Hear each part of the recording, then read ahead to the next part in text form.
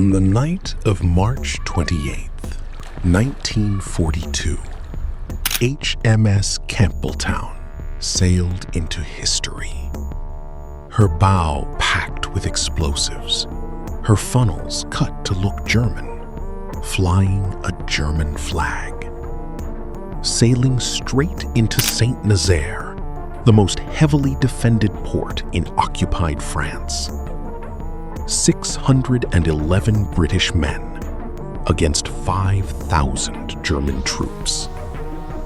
169 never came home.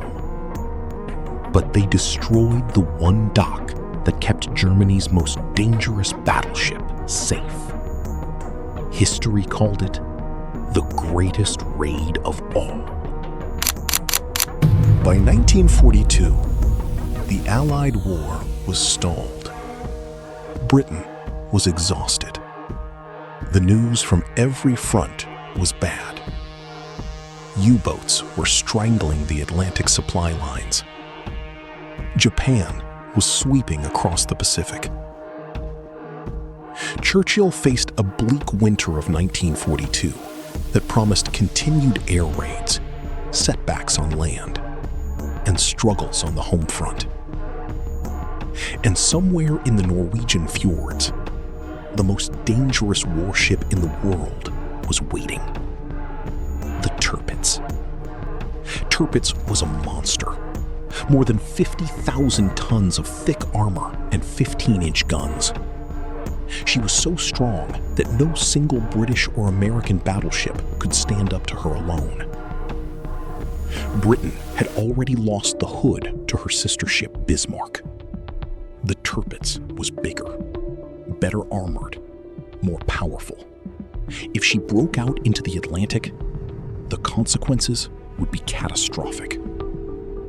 But the Tirpitz had one weakness. Without access to the Saint-Nazaire dry dock, the Germans were unlikely to risk their last Bismarck-class battleship in combat, since she would be vulnerable in open waters far longer if damaged.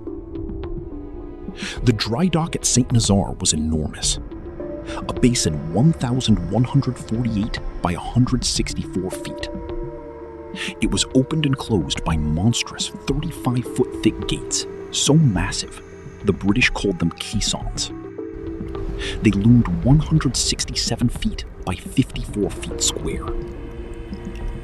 The only dry dock on Europe's entire coast that could repair a ship like the Tirpitz, destroy those dock gates, and the Tirpitz was trapped in the Norwegian fjords forever, unable to risk the Atlantic without a repair facility to run to.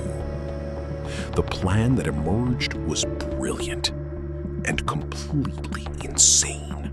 Central to the plan was HMS Campbeltown, a First World War-era destroyer obtained from the American Navy in 1940. Stripped of much of its equipment, it was fitted with extra armor at the bow, which was filled with 4.5 tons of high explosives. The chimney stacks were cut to make it look more like a German ship during its approach. The plan: ram the Campbeltown directly into the dock gates at full speed, while commandos landed from accompanying boats to destroy every pump house, gun emplacement, and piece of equipment they could find. Then escape, if escape was possible, back to open sea. The operation was approved on March 3rd, 1942, with an execution date just 3 weeks later. South African History Online. 3 weeks to plan one of the most complex amphibious raids in military history. The forces for the attack consisted of 265 commandos and 346 Royal Navy personnel, against 5,000 German troops in a heavily fortified port in the dark, up a river estuary that was almost a mile wide, with one narrow channel and German guns on both sides. Grokopedia. Every officer who looked at the plan understood what it meant. Most of these men were not coming back. March 28th, 1942. The Loire River Estuary, 1:30 a.m. The Campbeltown, disguised with her cut funnels, approached Saint-Nazaire, flying a German flag. The accompanying flotilla of small motor launches surrounding her. For a time, the disguise worked. German shore batteries held their fire, confused by the approaching vessel that looked like one of their own. Then, the recognition signal failed. The Germans opened fire. Of the 621 men who departed Falmouth, some 382 became casualties, including 169 dead. The motor launches, small wooden boats, were devastated by German fire. Men died in the river. Men died on the docks. Men fought their way through 5,000 German defenders with nothing but commando training and the knowledge that what they were doing mattered. But the Campbeltown, absorbing hit after hit, kept going at full speed, straight toward the dock gates. At 1:34 a.m., HMS Campbeltown rammed directly into the Normandy dock gates, lodged herself, bow first, into the structure she had sailed across the channel to destroy. The commandos poured off the ship and the surviving motor launches, fighting their way through the port, destroying pump houses, wrecking equipment. Every objective they could reach, destroyed. Most commandos who reached the docks never made it back. They fought until they could fight no more, then surrendered or died. 169 lost their lives, 232 captured. But the Campbeltown was in the dock gates, her explosives ticking.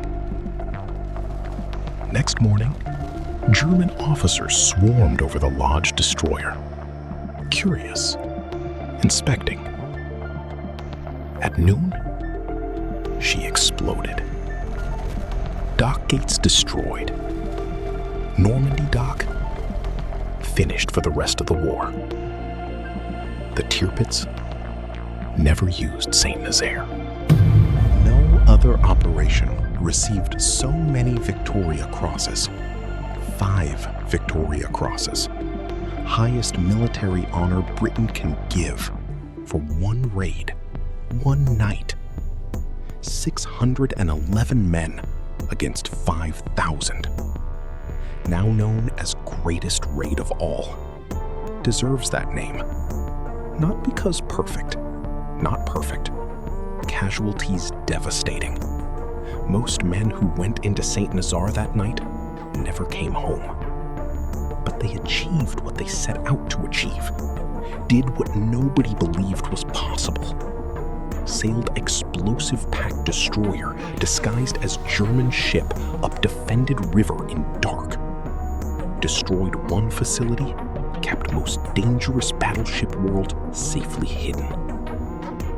If you were alive in 1942, you remember what Britain felt like that spring. Darkness of it, exhaustion, sense war might never end. Sacrifices being made, not enough. Saint-Nazaire raid changed that. For one moment, Britain showed world, showed herself, still had courage, cunning to strike back. Men in armed forces would attempt anything, give anything for the mission. 611 men sailed into Loire Estuary March 28, 1942. 169 never came home. But Tirpitz never sailed for Atlantic. And that was the whole point.